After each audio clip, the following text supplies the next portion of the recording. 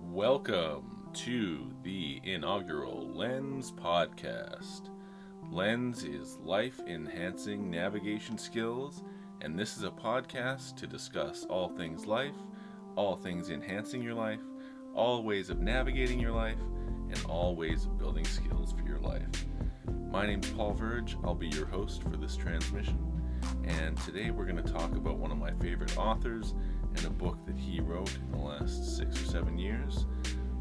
Really proud to present this to you, and we are just going to go ahead and jump right into it. Hi everybody, my name is Paul Verge. I'm the host of the Lens podcast and wanted to welcome you here today. We are going to be discussing all kinds of things on this show, everything from regular life, regular skills, trying to analyze situations, discuss things like ideas, discuss things like events. We occasionally might discuss people and how all of those things fit together in the world that we are navigating. So, one of the first things I thought would be pertinent would be to take a look at a book, because reading is one way to enrich your mind. And this book is by an author that I've known for quite a number of years. I'm quite excited to show what this author has created. And the name of the book is 1001 Power Quotes by Adam George Dodds.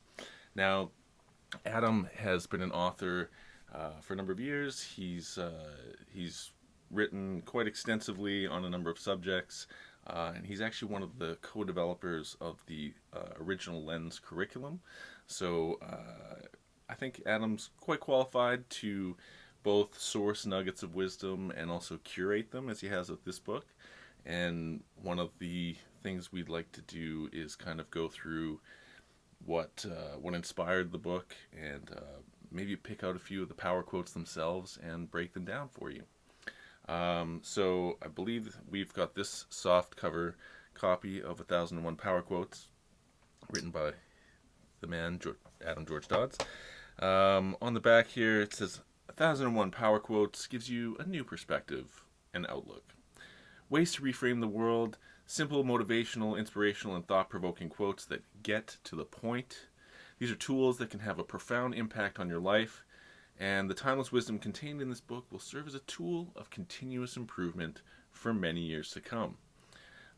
He gives 3 sample quotes from Ben Franklin, Paxton Hood, and of course an ancient Chinese proverb, Benjamin Franklin saying, "Without continual growth and progress, such words as improvement, achievement, and success have no meaning." And then we've got Paxton Hood saying, "Be as careful of the books you read as of the company you keep, for your habits and character will be as much influenced by the former as with the latter." And finally, classic Chinese proverb, "A book holds a house of gold," because the words inside can transform your life and enrich your life. So, having known Adam for quite a while, he's been an entrepreneur. He's an author. He's done some public speaking. I've worked with him on a number of projects. He's a really resourceful guy, very resilient, really enjoys connecting with people and speaking and coming up with ideas. And, he's been a big inspiration in the creation of this podcast. So one thing I think would be really cool would be to jump into picking out some quotes from the book and try and break them down, just kind of at random, see if we can find some deeper, more evocative meaning to be found in this book and some of the quotes that we're going to randomly select. And then, hopefully that provides a little bit of value to you, the viewer, to not only be inspired by these different kinds of quotes, but also get a little value from the breakdown that I have on offer. So, let's hop on over to our little side cam here. I'm going to take the book here, randomly flip to a page. What do we got? And here we go. This is a great one. it's a Japanese proverb. It says, beginning is easy, continuing is hard. Now, I think the inverse is also true. For a lot of people, beginning is hard and continuing is easy once they've got momentum. But quote 177, beginning is easy, continuing is hard, I think is speaking to the idea of determination and persistence and resilience. And that, taking off on a trek when you think you've got everything prepared, you're at your highest, most earnest point. You haven't been dejected yet because you're at the beginning.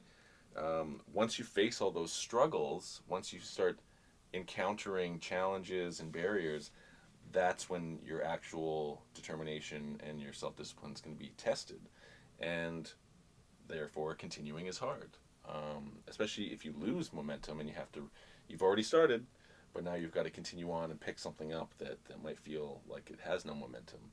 That can be quite difficult. So, Japanese proverb, beginning is easy, continuing is hard. And ironically, I also find sometimes the reverse to be true. So that's a pretty interesting quote to just start with, because this is the beginning of our quote pick review.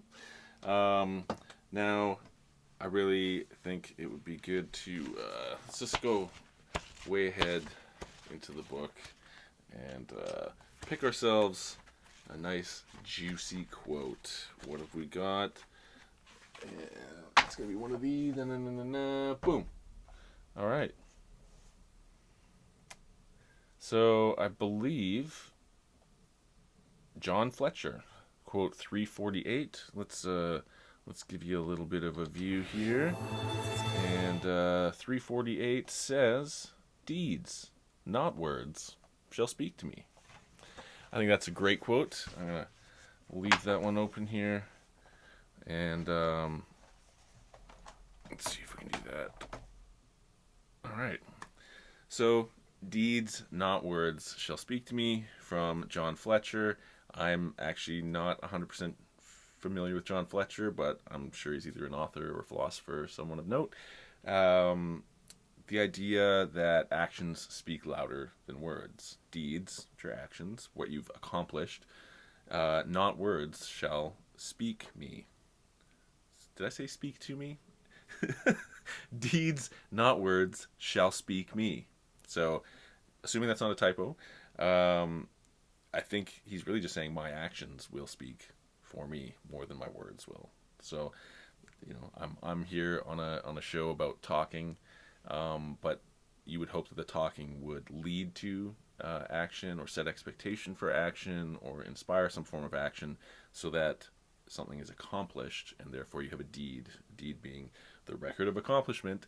So John Fletcher's saying his accomplishments, his deeds, not his words, shall speak for him. It sort of ties into the walk softly and carry a big stick, or the strong silent type, those tropes and archetypes, whereby somebody recognizes that we can all yammer on and talk about lots of things, but that talk is empty, generally, unless it is followed up with some kind of action that leads to an accomplishment.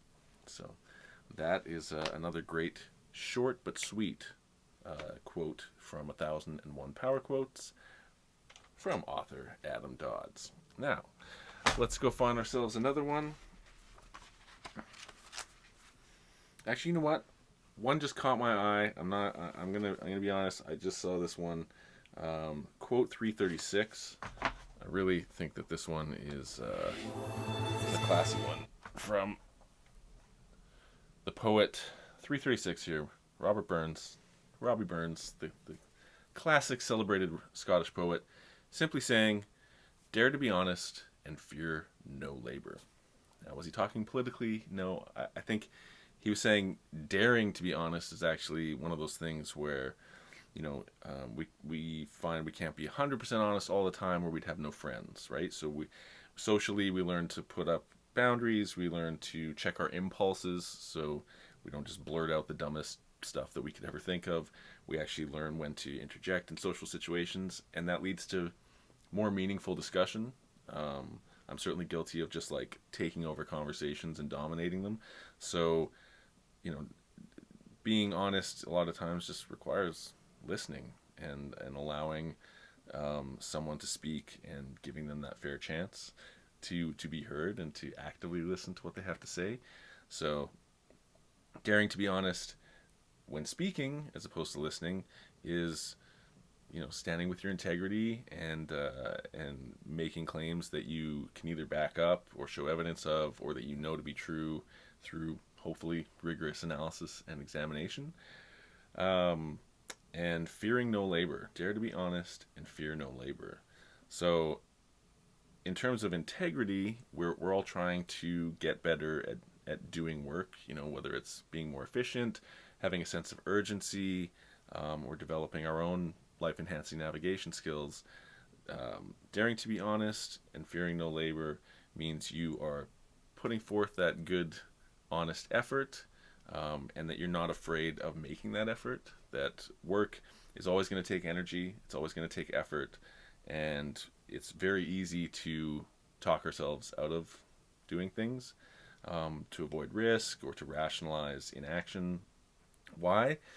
Because we're human beings. We are laziness machines trying to preserve our energy and strength, and it really takes a lot of will and self-discipline to go against that natural impulse to conserve energy and be lazy.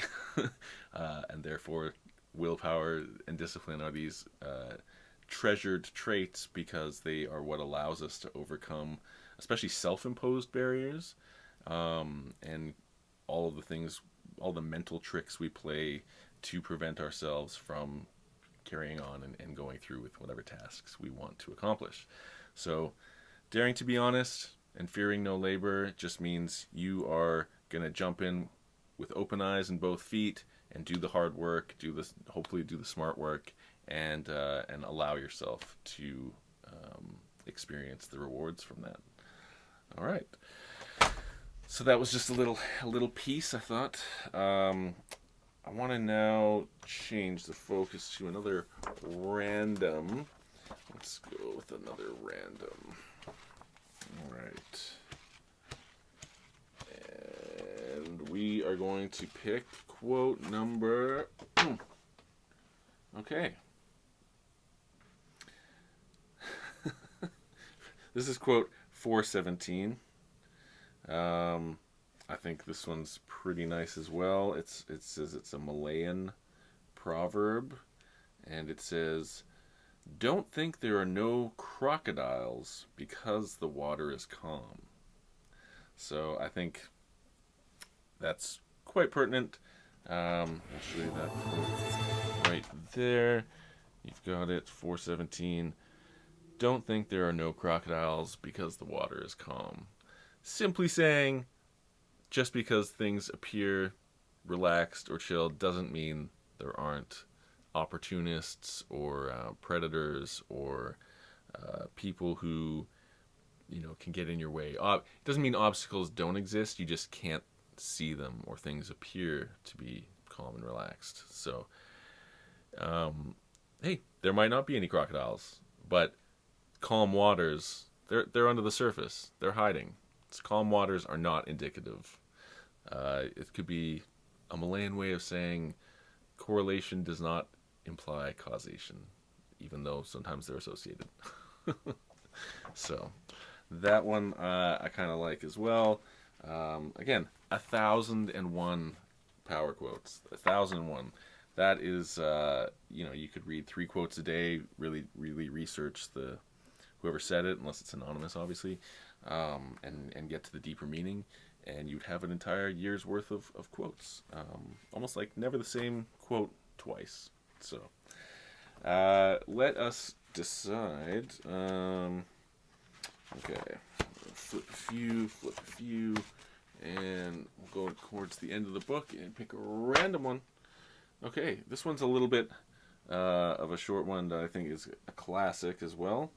And it's one that really gets to the heart of how we can treat each other and If there was ever a set of universal morals and ethics that we could follow, this would kind of be the cornerstone or the root of the foundation from where you can go from. And that's quote 795 from, looks like Publilius Cyrus. And it just simply says, "Look to be treated by others as you have treated others." Also known as the Golden Rule, also known as treat others the way you want to be treated. I think we can all relate to that, if only that we learn early on, I don't like to be hit. I don't like to be stolen from. I don't like others to physically force me to do anything. So I'm not going to do those things to other people. It's this crazy concept. I'm not going to be mean to others because I don't like when they're mean to me. I'm not going to steal from others because I don't like being stolen from. I'm not going to hurt or do even worse things to others because I definitely don't like any of that to happen. And it's sort of a leadership quality, actually, like showing others how to treat others with kindness, compassion, respect, and demonstrating that is kind of setting the bar. You're setting boundaries, but you're setting the bar for conduct. And when people see good conduct demonstrated and expressed, then it's really easy for them to match that and reciprocate that kind of energy and that conduct, so that you're able to have respectful interactions and discussions and business negotiations.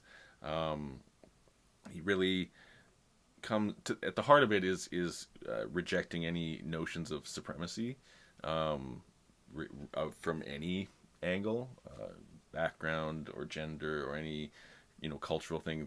Just looking at each other as a good old-fashioned human.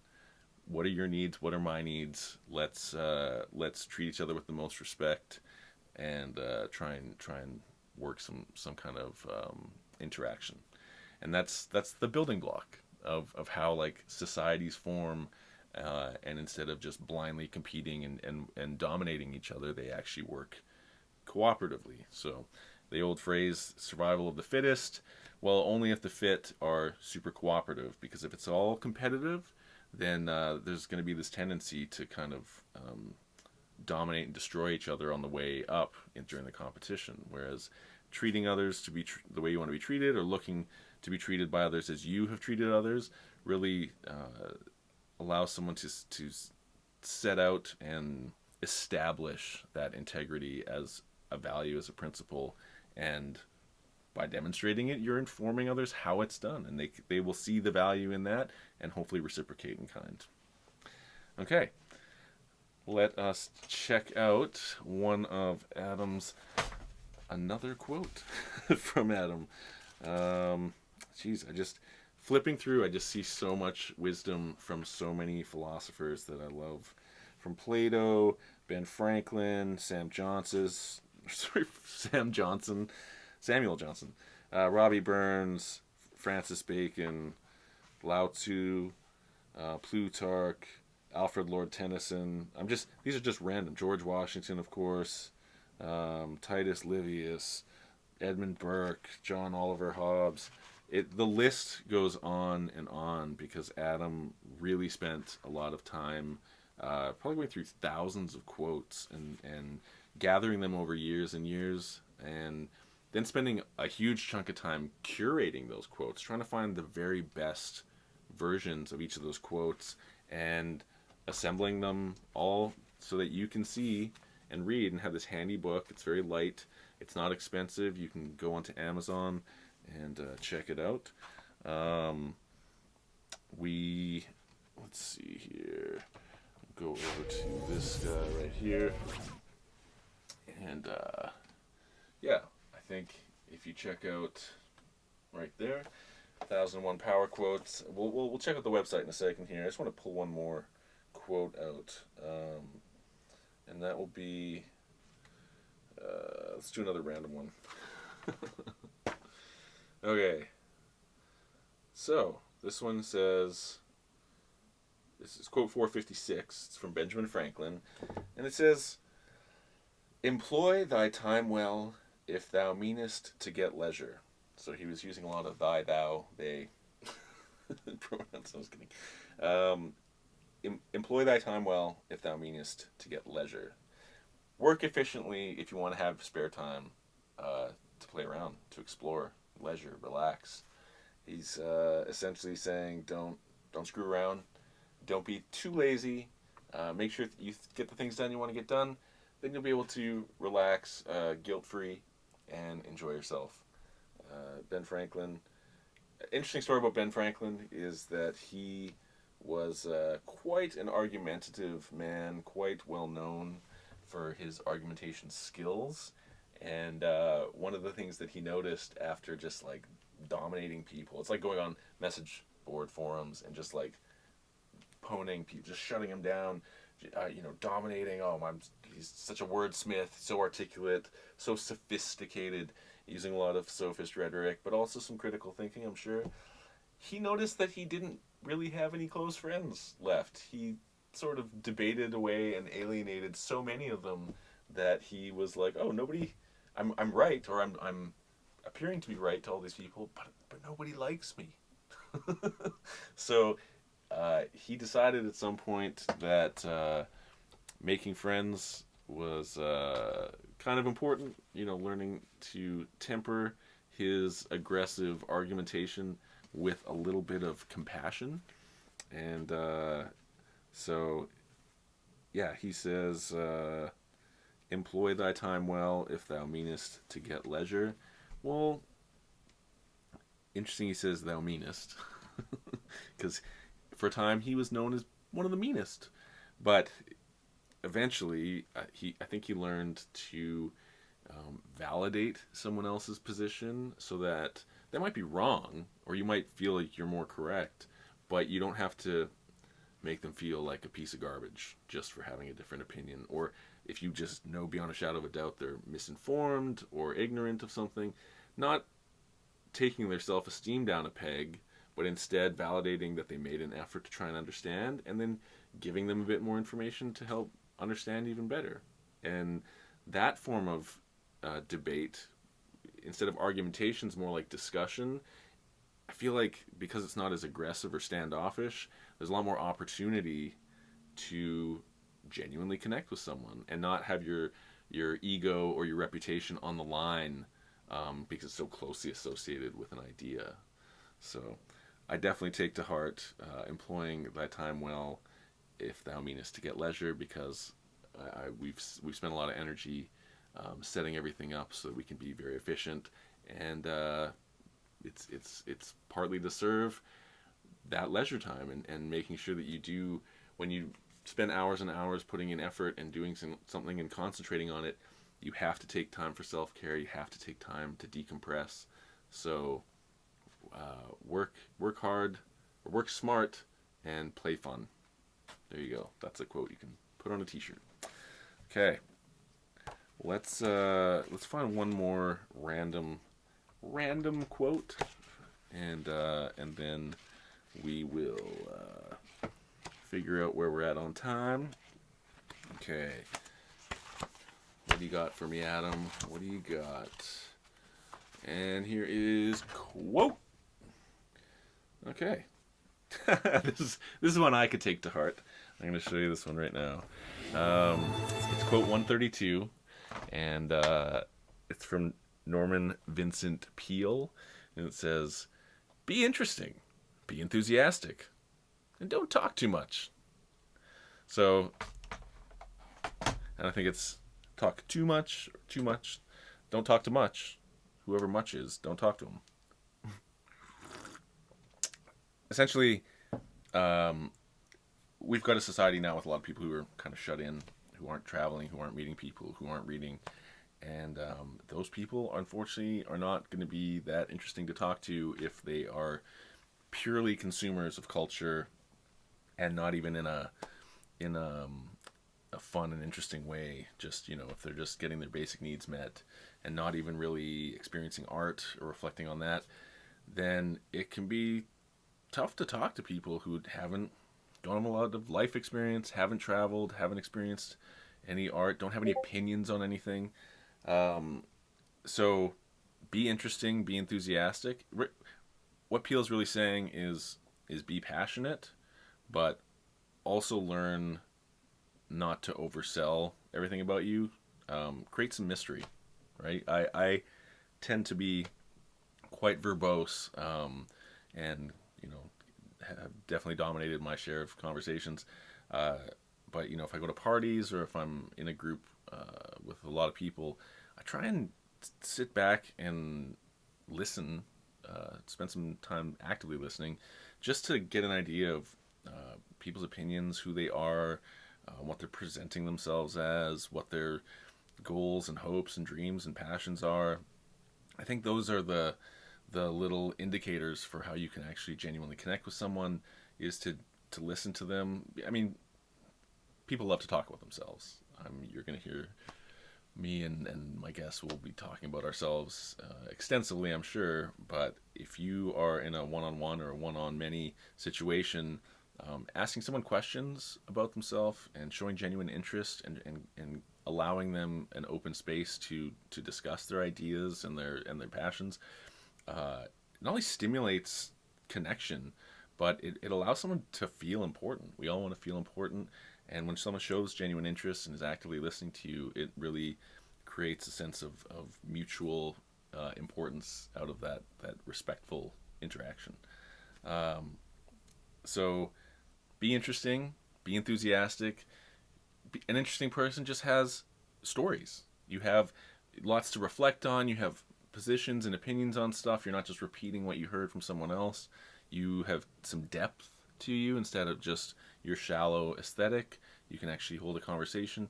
And then enthusiasm, I think, is tied less to apathy and more to passion. So enthusiasm is like, wow, you're into this as well. That's amazing.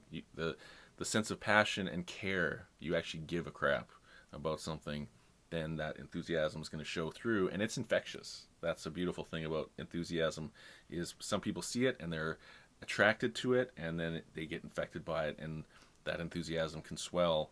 And again, many people working together who are all enthusiastic can make a lot of work happen very quickly. So if you're an interesting and enthusiastic person, you're going to find that it's easy to connect with people. But if you talk too much, just as quickly as you've attracted them, you might push them away. So be interesting, be enthusiastic, but don't talk too much, and you'll enjoy connecting with others.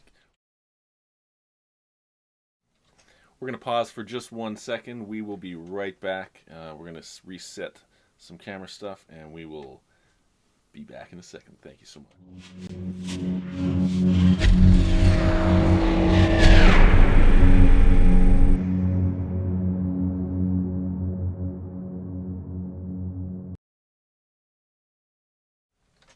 All right. Thank you so much for that brief intermission.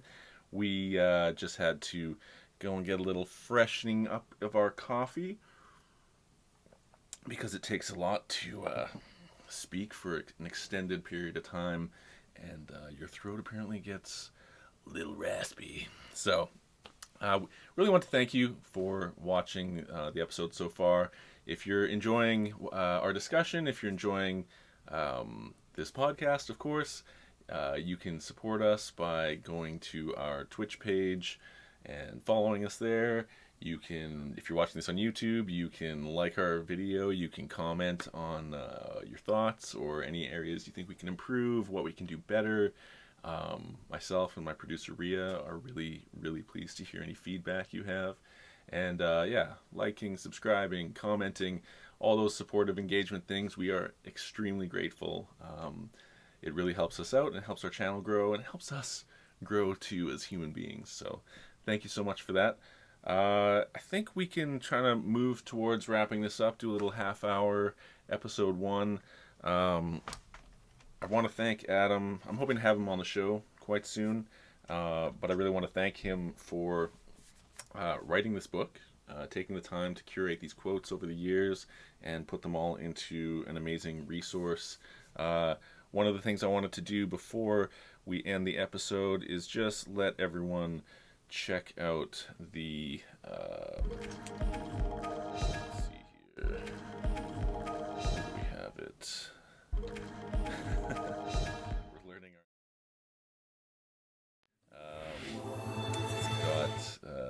ice cam. There we go. I believe that's this one. There we go. So, all right. Where do you get 1001 Power Quotes? Well, you can go to 1001powerquotes.com, and Adam's got links here for everything. So if you want to go get it, on an ebook, if you want to get it on Amazon itself, you just click on there, and it's got lots of 5-star reviews.